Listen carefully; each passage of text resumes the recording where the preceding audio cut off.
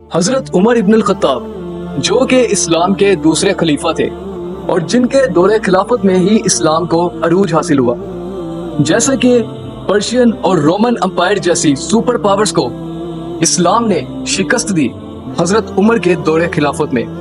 لیکن یہاں پہ واضح کرتا چلوں کہ حضرت عمر اسلام سے پہلے جب مشرک تھے تو اسلام کے نہایت دشمن تھے اور ہر وقت مسلمانوں کو تکلیف پہنچانے اور نبی پاک کو شہید کرنے کی فکر میں رہتے۔ اتنے سخت گیر اور اسلام دشمن انسان، آخر ان کو اللہ تعالیٰ نے ہدایت کیسے دی؟ ان کے ایمان لانے سے متعلق بہت ہی مشہور واقعہ جو کہ ہم سے بیان کیا جاتا ہے وہ یہ ہے۔ ایک روز حضرت عمر رضی اللہ تعالیٰ عنہ جب انہوں نے دیکھا کہ مکہ میں لوگ آپس میں ہی ایک دوسرے کے خلاف ہو چکے ہیں، تو انہوں نے یہ سمجھا کہ ان سب کی وجہ حضرت محمد صلی اللہ علیہ وآلہ وسلم ہے۔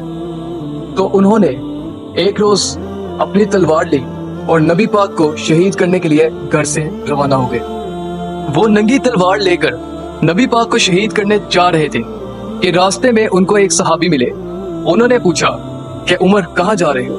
تو حضرت عمر نے جواب دیا کہ میں اس شخص کو قتل کرنے جا رہا ہوں جس کا نام محمد ہے اور جس کی وجہ سے قریش آپس میں بٹ چکے ہیں۔ تو ان صحابی نے کہا کہ سب سے پہلے شروعات آپ اپنے گھر سے کیوں نہیں کرتے، کیونکہ آپ کی بہن اور آپ کے بہنوئی دونوں مسلمان ہو چکے ہیں۔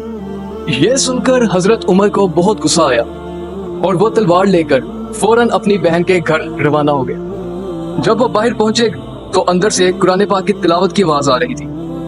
تو جب انہوں نے دروازہ کھول کے اندر گئے تو اپنی بہن سے پوچھا کہ تم لوگ کیا پڑھ رہے تھے؟ تو بہن نے کہا کہ ہم صرف آپس میں باتیں کر رہے تھے۔ جس کے بعد ان کو یہ پتہ لگا کہ یہ دونوں اسلام لے آئے ہیں، تو انہوں نے اپنے بہنوئی کے ساتھ جھگڑا شروع کر دیا اور ان کو زمین پر دے مارا، جس پر ان کی بہن نے حضرت عمر کو روکنے کی کوشش کی، لیکن حضرت عمر نے اپنی بہن کو بھی مارا۔ جس کے بعد حضرت عمر کی بہن نے حضرت عمر سے یہ فرمایا کہ ہم اللہ کا دین نہیں چھوڑیں گے، تیرے سے جو ہوتا ہے وہ کر لے۔ یہ سن کر حضرت عمر کو بہت غیرت آئی اور ان سے یہ پوچھا کہ تم کیا پڑھ رہے تھے؟ تو حضرت عمر کی بہن نے کہا پہلے غسل کر، پھر تجھے یہ قرآن دوں گی میں پڑھنے کے لیے۔ تو حضرت عمر نے غسل کیا، قرآن پڑھا، جس پر وہ ایمان لے۔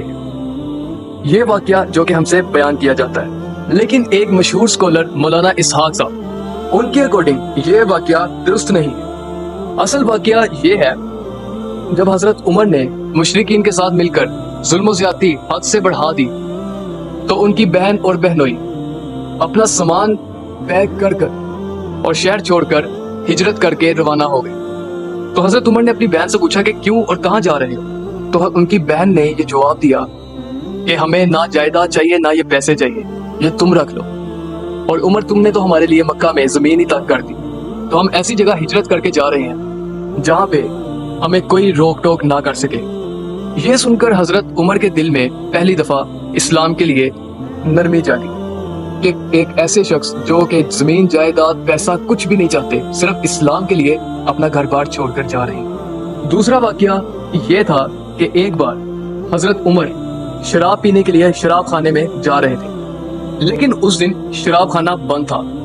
تو رات کے پہر حضرت عمر نے دیکھا کہ ایک شخص کعبے کے صحن میں کھڑا کچھ عبادت کر رہا ہے۔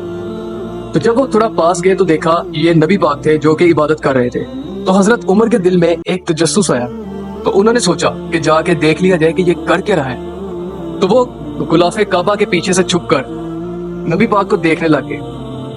تو ان کے دل میں ایک خیال آیا کہ یہ کوئی شاعر ہے، کیونکہ نبی پاک تلاوت کر رہے ہیں۔ تو نبی پاک کے اوپر فوراً وحی اتری، تو انہوں نے قرآن پاک کی آیت بیان کی جس کا ترجمہ یہ ہے کہ یہ کسی شاعر کا کلام نہیں ہے۔ تو پھر حضرت عمر کے دل میں بات آئی کہ یہ کاہن ہے یا کوئی جادوگر جس نے میرے دل کی بات بھی جان لی۔ تو ساتھ ہی اگلی آیت اتری جس کا ترجمہ یہ تھا کہ یہ کسی کاہن کا کلام بھی نہیں ہے، یہ تو کلام خدا ہے۔ یہ دیکھ کر حضرت عمر بہت ڈر گئے اور الٹے پاؤں اپنے گھر بھاگ گئے، جس کے بعد حضرت عمر نے اسلام قبول کرنا چاہا۔ یہ تھا اصل واقعہ۔ کچھ روایات میں کچھ واقعہ ملتا ہے اور کچھ سکولرز ہم سے کچھ واقعہ بیان کرتے ہیں۔ ناظرین آج تک کے لیے اتنا ہی، ملتے ہیں اگلی ویڈیو میں۔ اللہ حافظ و ناصر۔